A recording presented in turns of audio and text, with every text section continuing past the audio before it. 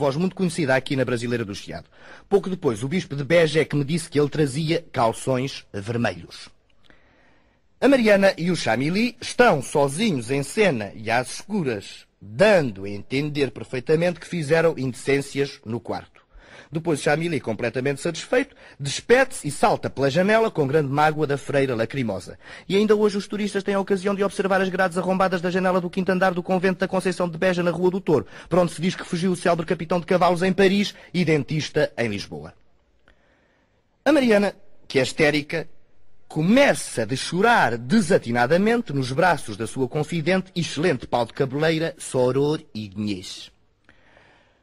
Vêm, descendo pela dita estreitíssima escada, várias Marianas todas iguais e de candeias acesas, menos uma, que usa óculos e bengala e anda toda curvada para a frente, o que quer dizer que é a abadesa. E seria até uma excelente personificação das bruxas de Goia se quando falasse não tivesse aquela voz tão fresca e maviosa da tia Felicidade da vizinha do lado. E reparando nos dois vultos, interroga espaçadamente com cadência, austeridade e imensa falta de corda. Quem está aí e de candeias apagadas? Foi o vento, dizem as pobres inocentes varadas de terror. E a abadesa, que só é velha nos óculos, na bengala e andar curvada para a frente, manda tocar a sineta, que é um dó d'alma ao ouvi-la assim tão debilitada. Vão todas para o coro, mas eis que de repente batem no portão e, sem se anunciar nem limpar-se da poeira, sobe a escada e entra pelo salão um bispo de Beja que, quando era novo, fez brejeirices com a menina do chocolate. Agora, completamente emendado, revela a abadesa que sabe por cartas que há homens que vão às mulheres do convento e ainda há pouco vira um de cavalos a saltar pela janela. A abadesa diz que, efetivamente, já há tempos que vinha dando pela falta de galinhas e tão inocentinha, coitada, que naqueles 80 anos ainda não teve tempo para descobrir a razão da humanidade estar dividida em homens e mulheres. Depois de sérios embaraços do bispo, é que ela deu com o atrevimento e mandou chamar as duas freiras de há pouco com as candeias apagadas. Nesta altura, esta peça policial toma um pedaço de interesse porque o bispo ora parece um polícia de investigação disfarçado em bispo, ora um bispo com a falta de delicadeza de um polícia de investigação e tão perspicaz que descobre em menos de meio minuto o que o público já está farto de saber, que a Mariana dormiu com o Noel. O pior é que a Mariana foi à serra com as inscrições do bispo e desata a berrar como quem se estava marimbando para tudo aquilo. Esteve mesmo muito perto de estreitar com um par de murros na coroa do bispo, no que se mostrou de um atrevimento, de uma insolência, de uma decisão rafilona que excedeu todas as expectativas. Ouve-se uma corneta tocar uma marcha de clarins e Mariana, sentindo nas patas dos cavalos toda a alma do seu preferido, foi qual pardalita engaiolada correr até às grades da janela, a gritar desalmadamente pelo seu Noel. Grita, assobia, redopia, pia, rasga-se, magoa-se e cai de costas com um acidente que já previamente tinha avisado o público, e o pano também cai, e o espectador também cai da paciência abaixo e desata numa destas pateadas tão enormes, tão monumentais, que todos os jornais de Lisboa no dia seguinte foram unânimes naquele êxito teatral do Dantas. A única consolação que os espectadores decentes tiveram foi a certeza de que aquilo não era a Soror Mariana Alcoforado, mas sim uma merda ariana al Dantas Coforado que tinha cheliques e exageros sexuais. Continua o Sr. Dantas a escrever assim, que há de ganhar muito com o Alcoforado e há de ver que ainda apanha uma estátua de prata por um Orivos do Porto e uma exposição das maquetes para o seu monumento erecto por subscrição nacional do século a favor dos feridos da guerra e a Praça de Camões mudada em Praça de Dr. Júlio Dantas e com festas da cidade pelos aniversários e sabonetes em conta Júlio Dantas e pastas Dantas para os dentes e graxas Dantas para as botas e Nívia Dantas e comprimidos Dantas e autocolismos Dantas e Dantas e limonada Dantas Magnésia. E fique sabendo, Dantas, que se um dia houver justiça em Portugal, todo mundo saberá que o autor dos Lusíadas é o Dantas, que num rasgo memorável de modéstia só consentiu a glória do seu pseudónimo Camões. E fique sabendo, Dantas, que se todos fossem como eu, haveria tais munições de manguitos que levariam 2 séculos a gastar. Mas julgais que nisto se resume a literatura portuguesa? Não, 1000 vezes não. Temos além disso o Chianca, que já fez rimas para Alves Barrota, que deixou de ser a derrota dos castelhanos para ser a derrota do Chianca.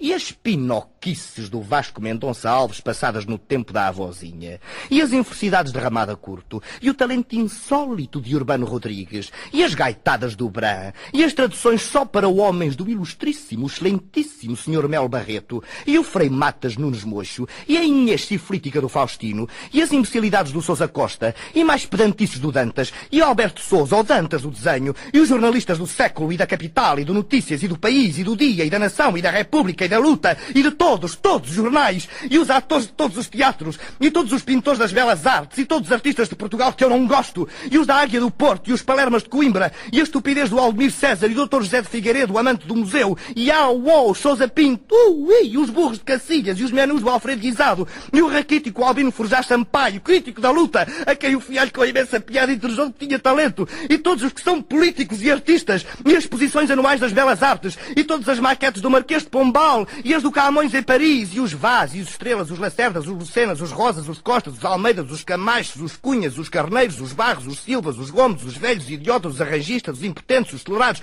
os vencidos, os imbecis, os pários, os ascetas, os Lopes, os Peixotos, os Motas, os Godinhos, os Teixeiras, os Diabo que os leve, os Constantinos, os Tertulianos, os Gravos, os Manto, os Bahia, os Mendonça, os Barzão, os Matos, os Alves, os Albuquerques, os Sousas e todos os Dantas que houver por aí!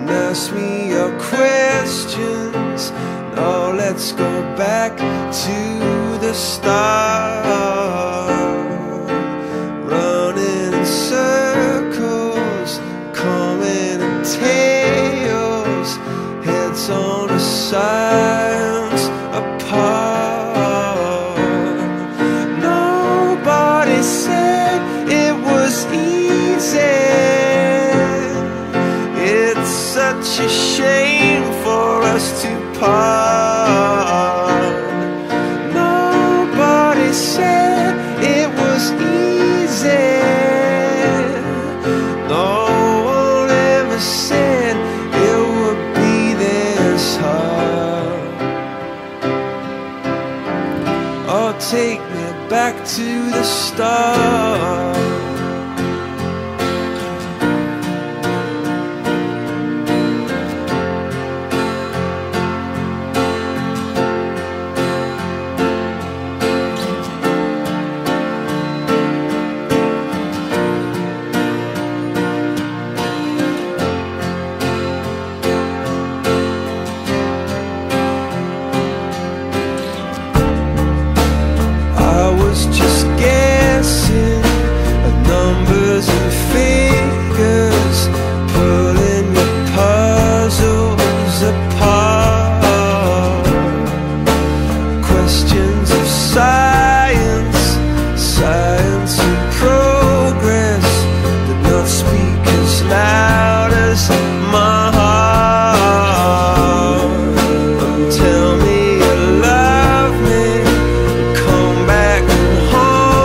Stop.